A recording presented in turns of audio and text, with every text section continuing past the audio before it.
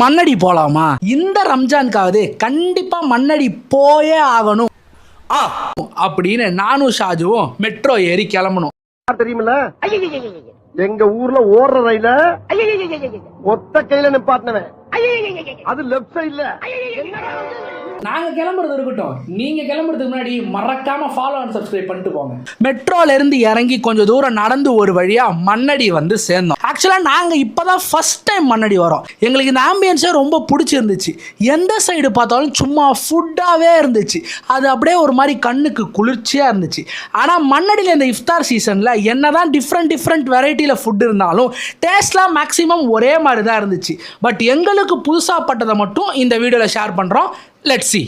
இந்த chicken sandwich மாதிரி ஒரு டிஷ்ஷு, அப்புறம் இந்த கேண்டி ஷேப்பில் ஒரு சிக்கனு, நெக்ஸ்ட் இந்த ரெட் கலரில் ஒரு ஃப்ரைட் சிக்கனு, அப்புறம் இந்த chicken cheese roll and cutlet மற்றும் வழக்கம் போல் மட்டன் சம்சா அண்ட் நோம்பு கஞ்சி. இது எல்லாமே தரமாக இருந்துச்சு.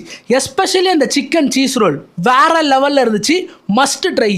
இது எல்லாத்தையும் சாப்பிட்டுட்டு அப்புறம் என்ன டெசர்ட்ஸ் தான், அதை நாளைக்கு பார்ப்போம். அண்ட் யாராவது மண்ணடிக்கு வரணும்னு ஆசைப்பட்டீங்கன்னா ஈவினிங் 4 to 4:30 முன்னாடியே வந்துடுங்க.